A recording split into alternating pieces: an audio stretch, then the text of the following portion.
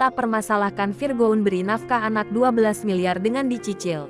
Inara Rusli sebut senyamannya dia. Kasus perceraian Inara Rusli dan Virgoun masih terus bergulir hingga kini. Di tengah proses perceraiannya, Inara Rusli pun menuntut uang nafkah anak sebesar 12 miliar ke Virgoun. Meski sempat dituding serakah, namun Inara Rusli tak menggubrisnya. Sebab, Inara Rusli mengaku bahwa tuntutan tersebut sudah melalui survei dari beberapa ahli.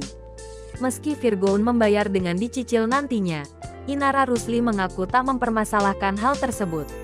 Yang terpenting, Inara menegaskan agar Virgoun dapat menuntaskan tanggung jawab itu sampai anak-anaknya selesai kuliah. Pengakuan itu dikatakan Inara Rusli, dikutip dalam tayangan Rumpi No Secret di YouTube Trans TV Official, Kamis tanggal 2 November tahun 2013. Kalau masalah pembayarannya nanti mau seperti apa, maunya dia gimana ya? Senyamannya dia lebih kayak dicicil kah atau langsung di muka terserah. Yang penting dari aku ya segitu kalau untuk kebutuhan anak sampai mereka selesai kuliah. Jelas Inara Rusli.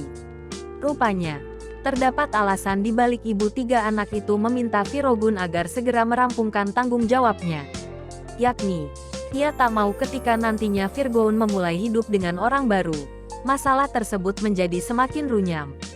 Terlebih, Inara juga tak menginginkan hal tersebut berimbas kepada ketiga anaknya.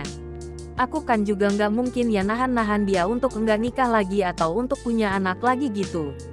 Sebelum semuanya itu jadi semakin complicated karena ada datangnya nanti orang-orang baru gitu dalam kehidupan dia.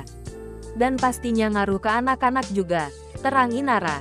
Oleh sebabnya, sebelum semuanya bermulai, wanita berusia 30 tahun ini meminta agar sang suami melunasi kewajibannya kepada ketiga anaknya terlebih dahulu. Perihal keuangan, diakui Inara bahwa Virgoun selalu memasrahkan kepadanya sedari dulu. Karena menurut Virgoun, Inara memang lebih ahli untuk mengatur soal keuangan.